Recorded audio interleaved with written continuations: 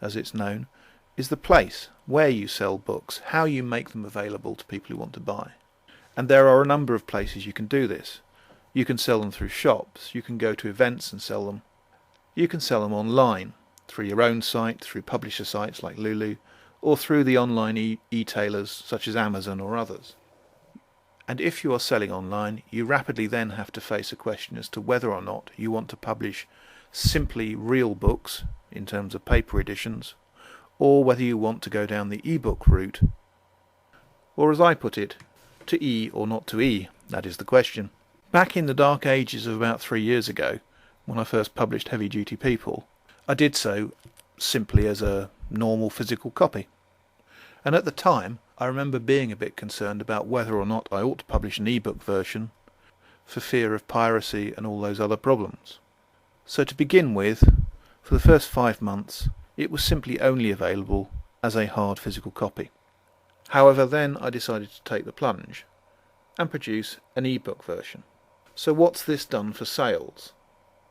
Well, as you can see from the graph, the sales of the e-book versions of my books have taken off substantially.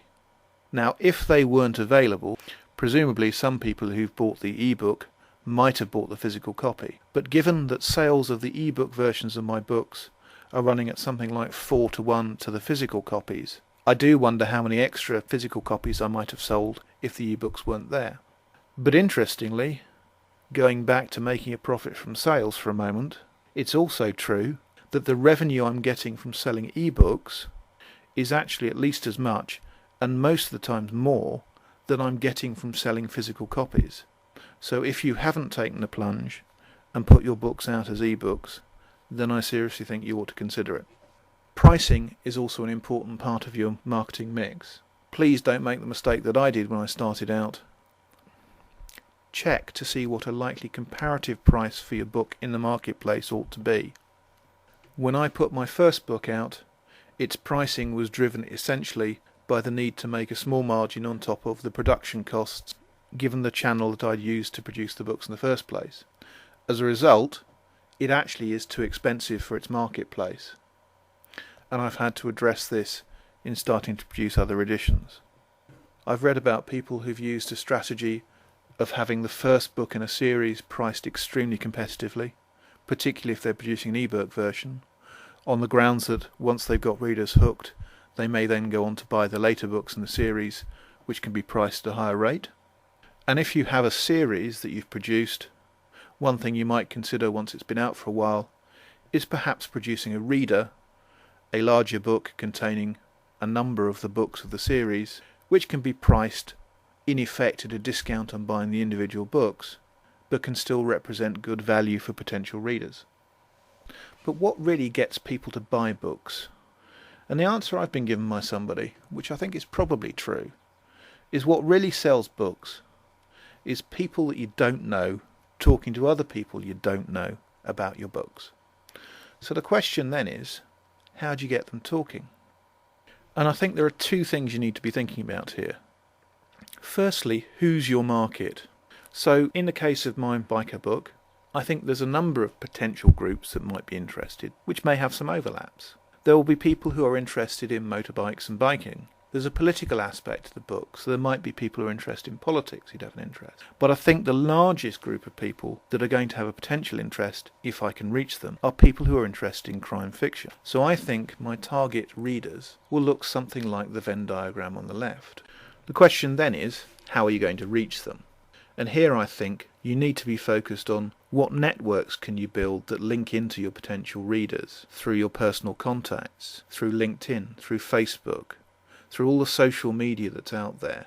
Think very hard about who are your networks, how can you network through to people.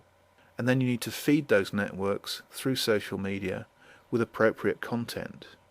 And things like reviews, where people are independently talking about your books, can be very important material and collateral to put out into your networks through social media to interest people in your books and tell them they're worth reading. So I think you need to have a strategy of both trying to get good reviews and then also actively promulgate them to people you think are likely to be interested in reading them and as a result reading your books.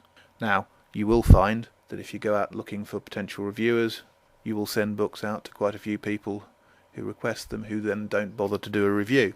I think that's just the price you end up having to pay, irritating though it might be. So I think what I'm really trying to say is that there is an ABC of self-publishing in my view. To be a self-published author, it's not enough just to be an author and write a good book. You need to be a publisher as well, and you need to run a good publishing business. To run a good publishing business, you therefore need to treat it as a business. You need to have a business plan and a business strategy under which you invest your time and your money in marketing, promoting and selling your books shamelessly. And to make a success of both, you need to constantly keep at it and constantly juggle the writing, the promotion, and your family and your day job, etc. So, there you have my thoughts on the business of self-publishing. I hope you found it interesting. I'd love to hear your feedback. Please do email me with any comments.